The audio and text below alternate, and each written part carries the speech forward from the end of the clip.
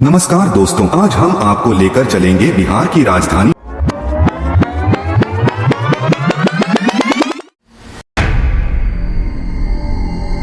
में एक ऐसे घर की ओर जिसे लोग शापित घर कहते हैं। यह कोई फिल्म की कहानी नहीं बल्कि सच्ची घटना है जिसने कई परिवारों की जिंदगियों को बदल कर रख दिया। सन 1998 की बात है। पटना के राजेंद्र नगर में एक पुराना बंगला था जो कई सालों से खाली पड़ा था। लोग कहते थे कि उस घर से अजीबोगरीब आवाजें आती हैं, जैसे कोई बच्चा रो रहा हो, दरवाजे अपने आप खुलते बंद होते हों। एक दिन शर्मा परिवार ने वह घर किराए पर ले लिया। वे नहीं मानते थे भूत प्रेत की बातों पर। शुरुआत में सब ठीक था, लेकिन तीसरी रात को अचानक बिजली चली गई और उनकी बेटी रुचि ने देखा एक औरत खिड़की के बाहर उसे घूर रही थी। उस रात घर के सभी दरवाजे अपने आप खुल गए। दीवारों पर खून के निशान दिखने लगे। रुचि को कई रातों तक नींद में चलने की आदत हो गई और वह सीढ़ियों से गिर गई। पड़ोसियों ने बताया कि इस घर में पहले एक फैमिली रहती थी जिसने आत्महत्या कर ली थी। माँ ने पहले अपनी बेटी को जहर दिया, फिर खुद को फांसी लगा ली। वजह अब तक अज्ञात है। रात 3 बजे अक्सर एक लड़की की चीख सुनाई देती थी। शर्मा जी ने कैमरा लगवाया और उस फुटेज में देखा गया एक काली परछाई जो दीवार पर चल रही थी। वे एक तांत्रिक को बुलाते हैं। तांत्रिक कहता है यह घर नहीं, यहाँ की जमीन ही शापित है। किसी समय यहाँ बलि दी गई थी, पूजा की जाती है, लेकिन पूजा के दौरान ही आरती की थाली जमीन पर गिरती है और घर की छत से धुआं निकलता है। तांत्रिक बेहोश हो जाता है और कहता है यह आत्मा शांत नहीं होगी, इसे बदला चाहिए। शर्मा परिवार घर छोड़ देता है। आज भी वह बंगला वीरान है। दरवाजे पर ताले हैं, लेकिन रात के समय वहाँ से अब भी किसी के चलने की आहट आती है। क्या आप उस बंगले के पास जाना चाहेंगे? कमेंट में बताइए कि आप इस डरावनी कहानी के बारे में क्या सोचते हैं। हम फिर मिलेंगे एक और सच्ची डरावनी कहानी के साथ।